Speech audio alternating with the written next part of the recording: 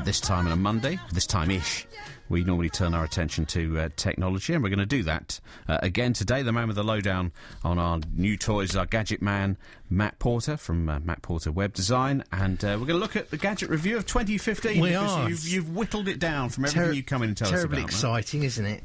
Yeah, and there's actually quite a lot to get through, so we'll spend a bit of time going through the best of the gadgets for 2015. Was it actually tricky to narrow it down to 5? Because we can talk about 5 between now. Yes, it was. Yeah, I think I've done a 52, or probably more, because I've had ones that I haven't featured on air, so it's quite difficult. Yes, some of them have been really, really amazing and useful, and I think that sort of epitomises. I mean, there's lots of things that make a gadget, I think, but one of them is they're useful, and the other one is they feel like they're leading edge and sort of space age. So, yeah, because sometimes something will come out and you think, well, that's fine for now, and and it doesn't really achieve that much, but things that actually make your life easier. Yes, are very and a bit of fun as well. Yeah, and a bit of fun, which probably leads us on to number 5, the robot. Yes, which is BB-8.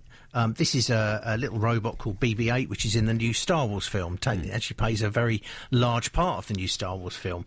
And it's if no one's seen the film, it's like a ball with the head sitting on top. So it's similar to R2-D2 with the head, but it sits on top of a ball, and then the ball rolls around and the head stays on top. And this is what this particular gadget does. It's a toy, really, and it works alongside a phone app, and you run the phone app up, and you can then navigate BB-8 around the room and put him on patrol and things like that. It uses technology developed by a company called Sphero.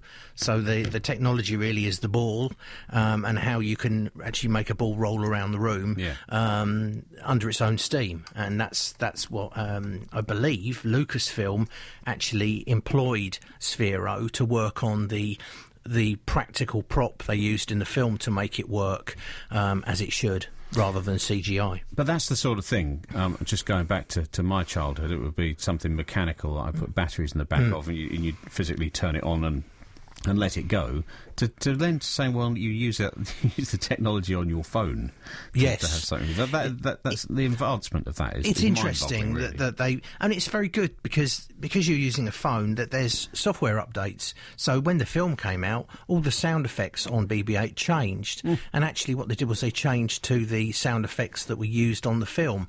So they were kind of disguising what he might sound like until the film was released. So there was a software update, and apparently because it's running from a phone, it can become more intelligent as the updates get rolled out during the year or whatever. So you wouldn't get that if you bought it with like a remote control device, I guess. It'd be more difficult. And that's the thing that is changing. It's the connectability between various devices, isn't it? And that's right. And the way that is changing, and the way you can then operate all sorts of things and indeed keep up to date with things without looking at your phone as well. Yes, that's right. The way that you use this one is you touch the phone to BB-8, and it makes a connection that way, and then you see he lights up, and at that point, once it's run up, you have control of him, and you see he's twitching now. There is sound effects, which if I turn my phone up... Oh, yes, you get all the sound effects, right. Let's have a look. If I put him onto drive... So you can see the sound comes out of the phone, everything's driven by the phone, but we can move him around. I'm not going to try and drive him here because he'll end up going off on the floor. Yeah, and that'll be the end of that. You can do different things like say yes and no, and all of that kind of stuff. It's good fun. It's kind of one of these things that actually was really difficult to get hold of from the manufacturers, but finally I got it because I was kind of like in a bit of a rush to get it featured before Christmas, because it was going to be one of the big toys of Christmas. So it's good. It's about £129. Right. So that's the BB-8 robot, which stood out for you, and this connectability between various devices sort of leads us through to the smartwatch, which that's right, as well. So I've reviewed a number of smartwatches over the year. Most of them Android based, which is called Android Wear, and the one that really stood out from the 5 I think I've reviewed was the Motorola 360, or the Moto 360, which has a circular face, and although I have reviewed looked at another a manufacturer that does a circular face.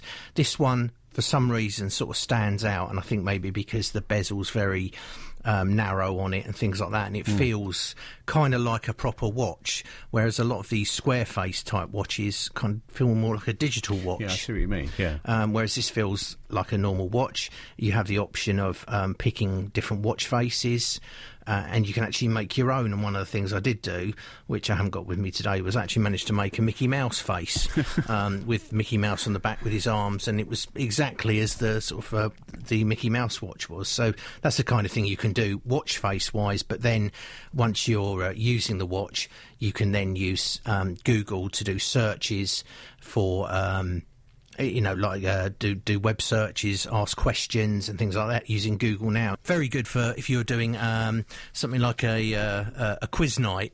You have that on your wrist. That's a very good and thought, you just hold it up when they ask the questions. But because a lot of people, they're quite sharp on mobile phones. But that would be cheating, of course. Of course, that would be. We wouldn't. But you can do weather, everything like that. Anything that's basically installed on your phone will integrate through to the watch. So what sort of price is that? This at the moment is about £129 as well. Actually, they're a bit lower. This is the first generation of the Motorola 360. There's a new one come out recently, so that's brought the price down of this. So you could probably pick it up for about £100. Well, yeah, and I suppose that's the other interesting thing with the sales at the moment, and they are changing the generations of these devices quite a lot. So if you're not that fussy and you don't mind something that's slightly older, still has the technology, it still does the job. And this will, I have connected this up with an iPhone as well. It will work with iPhones as well as Android now. Yeah. And I did manage to get this one to work. Okay, that's 5 and 4. We've got 3 to do. Our gadget man Matt Porter is here, looking at some of the best he's reviewed in 2015. We've done 5 and 4. We've got a top 3 to get in the next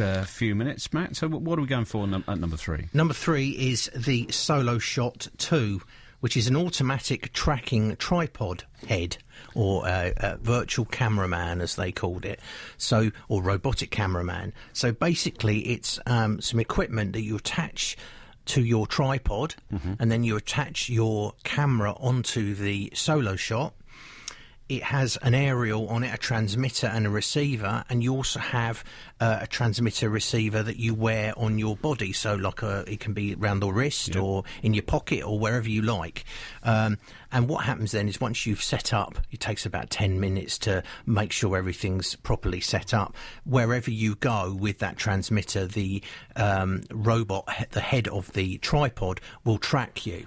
So you can sit it at the side of the road, for instance, get in your car and drive around in a circuit, or go around on a racetrack. They use it, and lots of other things, in fact. And it will track both horizontally and vertically. Now, the first time I saw one of these was mainly for surfers, really. Yes, so they could film themselves while they're outside. Obviously, otherwise you need somebody else to do it. But that's exactly right. And actually, the guys that developed it were surfers.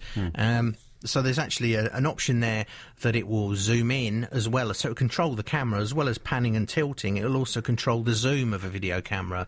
So if someone's coming towards you or going away, it will actually start zooming in and zooming out and things like that. So it's got some really nice facilities on it. And that's right, yeah, it was for surfers, but it can be used for all kinds of other things. I think someone attached one to a drone, and they were then able to track the drone flying around, and also on racetracks and stuff like that. And I tried it over at Suffolk, at the Suffolk Showground, and I set it up in the middle on the grass, and I drove a car around in like a circuit, and it tracked me all the way around. It was quite spooky, really. There we are. So that's made it to the list then, the Solo Shot robotic camera mount. That's right. Now, we've got a camera as well in your top 5. Yes, we did, yeah.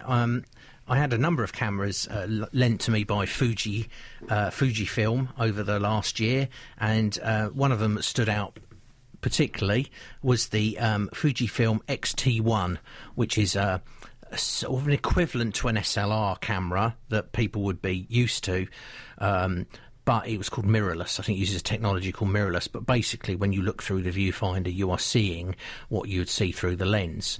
The camera body comes separately from the lens itself, so you can then purchase additional lenses and just fit them in. These are a particular standard, so you can swap. I think they're called the X standard, where you can swap different lenses and things like that. They were very, very generous and lent me a couple of different lenses. I think the lenses themselves were like £600 each, and the body of the camera was £750 each, so it was an expensive camera. But they were generous enough to let me have it for 6 months, almost to the point where I thought they were going to let me keep it. You know, when you get this moment where I think they'd let me keep it, and then out of the blue I get an email saying, we really must have that camera back, Matt. So, excellent. When you take photographs, you've got to be a good photographer. You've got to have a good eye and things like that. And I don't necessarily have that because I'm not a photographer, but having decent equipment really helps get some fantastic shots, because you've got really lovely depth of field and things like that you don't get with a point and shoot or a phone camera.